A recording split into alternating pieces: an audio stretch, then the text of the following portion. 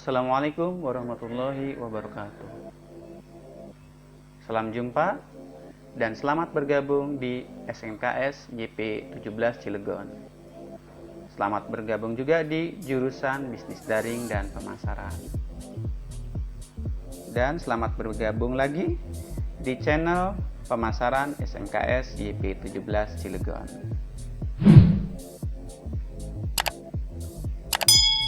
Bagaimana kabar kalian? Semoga tetap sehat dan waspada dari wabah COVID-19.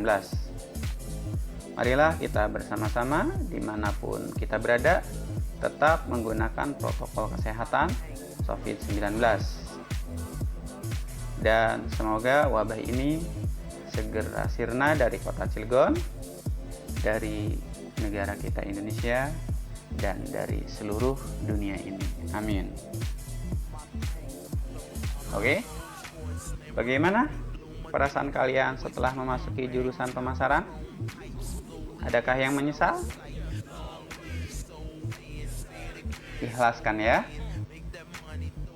Jurusan Bisnis Daring dan Pemasaran adalah jurusan yang setelah lulus kalian tidak hanya bekerja sebagai sales, pramugari, ataupun pelayan di minimarket seperti di Alfamart yang telah melakukan kerjasama dengan kita.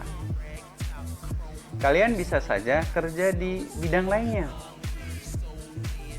tapi kalian setelah pensiun atau setelah modal kalian kumpul, kalian bisa saja terpikir atau bahkan merasa harus ambil bagian di bidang pemasaran agar uang kalian tidak sia-sia disimpan. Apalagi setelah kalian pensiun, kalian pasti ingin mendapatkan penambahan pendapatan karena fisik kalian tidak mampu lagi untuk kerja. Kalian perlu kerja yang tidak memanfaatkan tenaga atau fisik. Dan itu tidak lain, kalian harus berkecimpung di bidang pemasaran. Entah itu buka toko di depan rumah, atau kalian bisnis online. Dan itu semua membutuhkan ilmu. Karena yang melakukan kerja di dunia nyatanya tidak harus kalian. Bisa saja kalian membayar atau menggaji saudara atau yang lain, sementara kalian hanya sebagai pemiliknya. Jadi, sekolah di bidang pemasaran di jurusan Bisnis Daring dan Pemasaran adalah hal yang tepat. Karena perlu kalian ketahui, semua organisasi bisnis dan organisasi sosial membutuhkan bidang pemasaran. Bidang pemasaran sangat terkait dengan kelangsungan hidup organisasi bisnis maupun organisasi sosial. Jadi mulai detik ini, hari ini, semangat berada di jurusan Bisnis Daring dan Pemasaran. Selamat bergabung di channel Pemasaran SMKS YP 17 Cilegon. Silakan disimak dengan baik. Kalian sekarang akan mempelajari lingkungan bisnis. Apa yang terlintas di pikiranmu ketika mendengar kata bisnis? Mungkin kamu membayangkan sebuah perusahaan yang menghasilkan suatu produk atau jasa tertentu. Bayanganmu terhadap arti bisnis tersebut tidak salah. Aktivitas bisnis memang biasanya dilakukan oleh perusahaan untuk menghasilkan produk dengan jasa tertentu. Dalam melakukan aktivitas bisnis, sebuah perusahaan dipengaruhi oleh lingkungan yang kemudian disebut dengan lingkungan bisnis. Apa itu lingkungan bisnis? Apa pengaruhnya terhadap aktivitas bisnis yang dijalankan? Untuk memahaminya, coba kalian simak uraian berikut ini. Mari kita mengenal bisnis dan lingkungannya. Apakah itu bisnis? Sebelum membahas mengenai lingkungan bisnis, coba kamu jawab pertanyaan berikut. Tahukah kamu apa yang dimaksud dengan bisnis? Untuk menjawabnya, simaklah uraian berikut. Setiap hari kamu dapat melihat kegiatan perusahaan tertentu, misalnya pabrik pakaian, supermarket, mall, atau bahkan pengembang perumahan atau kota. Apakah yang mereka maksud dengan bisnis? Tidak diragukan lagi bahwa bisnis terkait dengan perusahaan atau badan usaha. Bisnis sering diasosiasikan juga dengan kegiatan perusahaan dalam rangka menghasilkan output tertentu yang kemudian dijual kepada pelanggan. Kegiatan bisnis merupakan suatu proses kegiatan individu atau kelompok melalui proses penciptaan atau pertukaran kebutuhan dengan tujuan untuk memperoleh keuntungan, khususnya secara finansial. Organisasi bisnis merupakan suatu sistem yang terdiri dari input, proses, dan output. Organisasi bisnis juga tidak dapat dipisahkan dari sistem yang lebih besar, yang berupa sistem ekonomi yang berkembang di suatu negara tertentu, yang secara langsung ataupun tidak langsung berpengaruh terhadap organisasi bisnis ketika melakukan kegiatannya. Dalam organisasi bisnis terdapat unsur-unsur pemilik, pemegang saham, investor, tenaga kerja, dan banyak lainnya. Biasanya mereka ini disebut dengan stakeholder, yaitu pihak-pihak yang secara langsung atau tidak langsung berhubungan dengan suatu organisasi bisnis. Berikut uraian pihak-pihak yang terlibat dalam bisnis. Monia Altezza dalam bukunya Pengantar Bisnis, Teori dan Aplikasi di Indonesia menyatakan bahwa berdasarkan tingkat kepentingan dan tingkat keterlibatan dalam aktivitas bisnis, pihak yang terlibat dalam bisnis dikategorikan sebagai berikut. Pertama, pemilik modal. Pemilik modal adalah mereka yang menyediakan dana sehingga kegiatan operasional dan aktivitas organisasi bisnis dapat berjalan dengan lancar. Kedua, manajer. Manajer merupakan orang-orang yang memiliki tanggung jawab untuk menjalankan dan mengelola organisasi bisnis sehingga mencapai tujuan yang direncanakan oleh pemilik modal. Ketiga, tenaga kerja. Tenaga kerja merupakan pengelola proses produksi perusahaan untuk memenuhi kebutuhan dan keinginan konsumen terhadap produk yang berkualitas.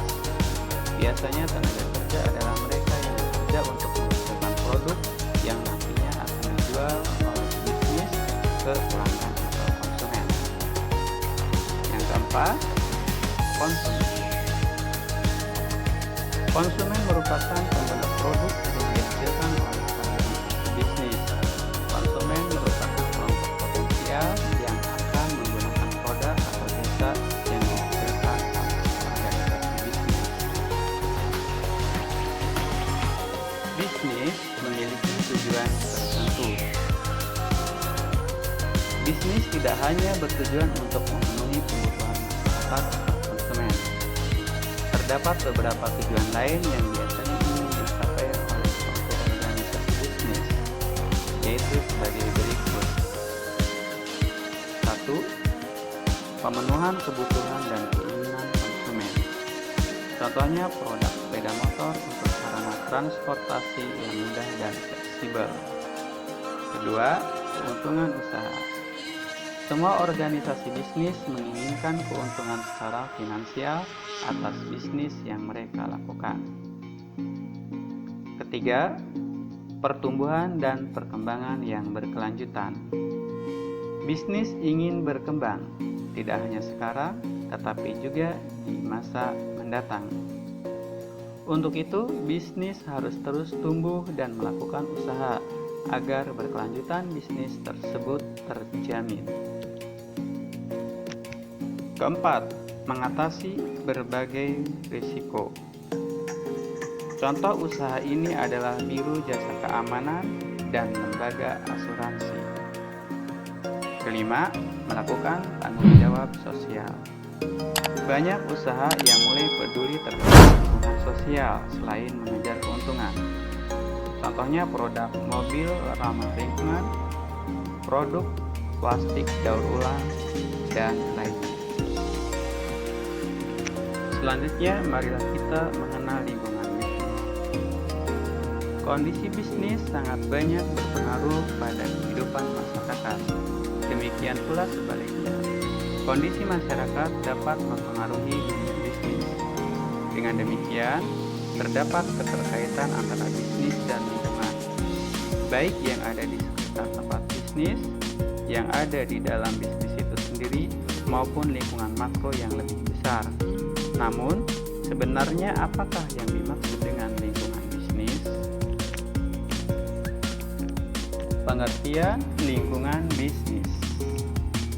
Lingkungan bisnis adalah keseluruhan hal-hal atau keadaan eksternal badan usaha atau industri yang mempengaruhi kegiatan organisasi bisnis. Lingkungan bisnis juga dapat diartikan sebagai berbagai kekuatan atau institusi di luar organisasi bisnis yang dapat mempengaruhi kinerja organisasi bisnis tersebut. Jenis lingkungan bisnis. Sebagaimana kamu ketahui, perusahaan atau bisnis sangat bergantung pada masyarakat atau biasa disebut dengan konsumen yang akan membeli barang dan jasa yang mereka tawarkan. Selain itu, sikap masyarakat terhadap perusahaan sangat berpengaruh pada cara kegiatan serta pelayanan perusahaan tersebut. Oleh karena itu, perusahaan harus menjaga hubungan yang baik dengan kelompok atau pihak-pihak yang berkepentingan. Secara umum, lingkungan perusahaan dapat dibedakan menjadi lingkungan eksternal dan lingkungan internal. Lingkungan eksternal bisnis adalah faktor-faktor di luar dunia usaha yang mempengaruhi kegiatan bisnis. Lingkungan eksternal bisnis dapat dibedakan menjadi lingkungan eksternal makro atau biasa disebut lingkungan umum, dan lingkungan eksternal mikro atau biasa disebut dengan lingkungan khusus. Lingkungan internal adalah faktor-faktor yang berada dalam kegiatan produksi dan langsung mempengaruhi hasil produksi.